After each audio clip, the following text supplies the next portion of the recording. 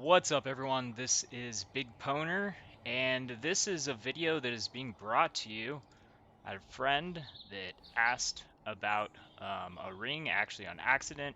Um, and he is Mishozard. Um, he asked a question about a ring, and he was originally planning on multi-modding this ring, and he didn't know what he wanted to put on to his prefixes because he kind of had one choice that he wanted, so he would have kind of wound up with a ring where he had one thing that he wanted, and then he wouldn't have had basically any any other best option for that slot because this is a ring that he's making for a cast on crit um, build, which is a very popular build. So this is, something that might wind up coming up as useful for someone trying to create an item like this. He needs accuracy, so I guessed that by that tier 1 accuracy, tier 1 life, and cold damage. Obviously, he's cold damage. So he was planning to craft on multiple modifiers, which would cost 2 exalts alone. And then he was going to craft percent damage, and then he didn't know what to put on for the other thing because there aren't really any other good options on the bench for what it was that he was looking for. So I let him know a different option that would wind up resulting in guaranteed a better item. How would it be guaranteed to be a better item? Because the main thing that he was wanting to add was basically two stats. One that he really wanted, which he wanted percent damage, which with this method, he's still going to get that percentage damage, but he's going to wind up with a 6 stat item. The reason why this makes a really good choice is because he has a situation where the Redeemer's Orb, which is what we're going to be using in this video for the Influence Slam, is going to 100% give him something useful because in the suffixes we have percent increased global accuracy rating, percent increased effective non-damaging ailments, which is cold damage, so chill, freeze, curse enemies with level number frostbite on hit, obviously is cold damage, a debuff curse would be very nice, or percentage increased attack speed if you've been hit.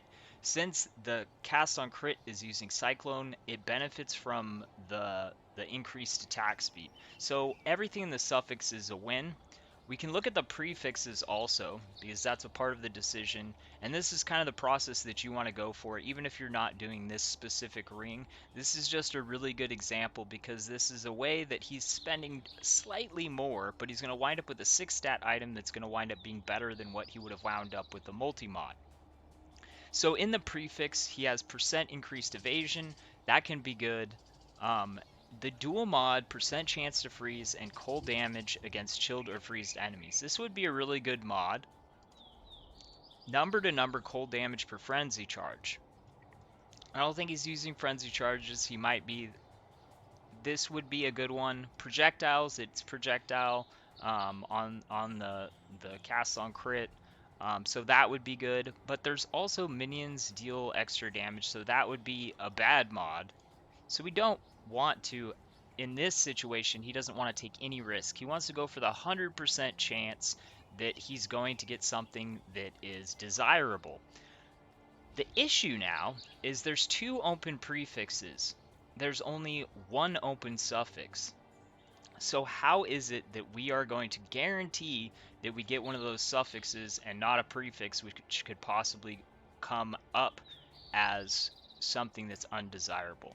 And the way that the price of this is being calculated, the multi-mod would cost 2 exalts. We're just counting that. The crafted on mod, the final crafted on mod, is going to be the same. So that's the same cost. That's a wipe. Right now, the Redeemer's Orb is slightly, actually, is slightly over an Exalt, I believe.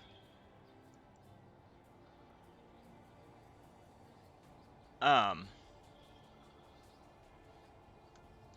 so it does cost more, but he's gonna wind up with a better item.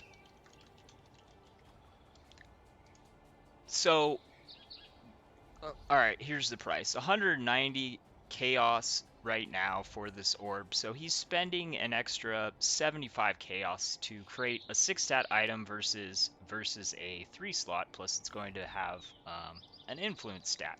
So to make this so that we don't wind up messing it up, basically, we don't want to wind up with the stat on it, what we're going to do is before we do our Exalt Slam, this is one Exalt, this is how I'm saying this is going to cost more, because if we were to just only be buying the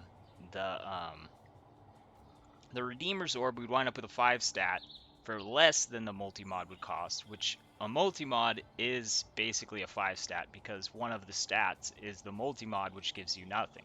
So he could have done that, but in this situation, we're going to Exalt Slam it. But to guarantee that the suffix doesn't get ruined, and to guarantee that we have no chance of our Redeemer's Orb Exalt Slam ruining it, what we're going to do is first we're going to craft on what's called a blocker. This makes it so that when I use the regular Exalted Orb to slam it, it can't come up as a suffix because there's already going to be 3 suffixes because I'm going to block it. And I can put anything on here. It doesn't matter what it is. It's just something cheap to block it. So now you can see I have 3 suffixes and I have 1 prefix. So now I'm going to Exalted Orb Slam it. We got 47 to mana. So this is something. Is it the best possible case scenario? No. But what is better, having absolutely nothing or having 47 extra mana? 47 extra mana is going to be the better thing. So now we have to block our prefix because obviously if we just remove this, then we're going to still have the 50-50 shot on what's going to come from the Redeemer's Exalted Orb. So now we're just going to craft on, I'll just craft this on, because that, he actually wants damage, but he doesn't want, he's going to put on the more expensive one. So now I'm guaranteed to get a suffix from the Redeemer's Orb Slam, so now we're ready to finish this item. 25% increase, tier 1, perfect rolled. That is sweet. So we'll go back to the possible stuff. The possible stuff we could have gotten tier 1 or tier 2 increased accuracy. He's obviously, that would have been good for him. He was trying to get more accuracy. We could have gotten tier 2 or tier 1 increased effect of non-damaging ailments, which is what we winded up getting, which is a big win in this case, because the curse enemies with frostbite actually would be really good, but he actually already has that ring. So for his case, the increase there is going to be good.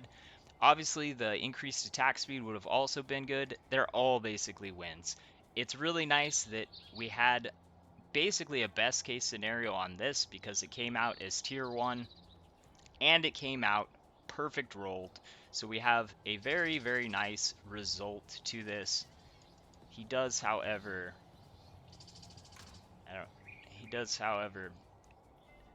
it bothers me that the implicit is not perfect.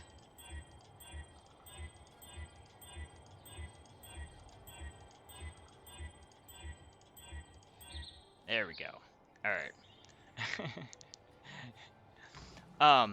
So that is a smart way to craft. Now he has a very, very nice ring. He has 5 tier 1 stats.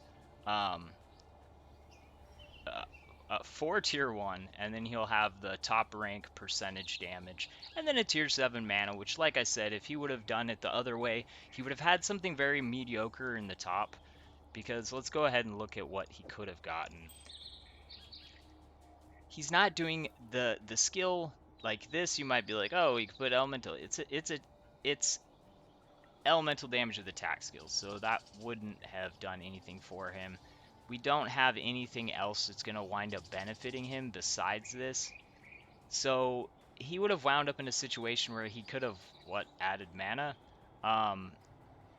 So there wasn't really anything that he needed. And the thing that I was going to say is the thing that he could have added is a comparable mana stat. So he wound up with a 6 slot item with the stuff he wanted on it with extra stats. And now it looks cooler. Anyways, I hope that this gives you more ways to think about doing your crafts. And this is also another thing that you can think about, because you can do what he did. The way that he got to this is by getting those 3 stats really, really nice, which is by using the method of taking and alt spamming until he got 2 really good stats that he wanted, and then regaling it till he got a 3rd really good stat that he wanted, and then he was going to multi-mod it. This is another way that we can look at it. If you have a situation where the Redeemer, or the Crusader, or the Hunter, or any of the orbs are going to guarantee you something that's going to be good for your build, this is something that you might want to consider. Like I said, this specific craft was 75 chaos more for the craft, but 75 chaos more, he wound up with a 6 stat item and with an influence stat on it. If there had been 2 super, super good stats that he really wanted off of the bench, that's a situation where the multi-mod might have still been a good choice. Like, for instance, if he was doing this on a weapon and he 100% has to have, percentage increased damage and attack speed, then that's a situation where you have to multi-mod, because if you don't have one of those things, the weapon can be ruined. So there are situations where multi-mod is going to be the best choice. But in cases like this, this is going to be the best choice. Thanks for watching. Peace.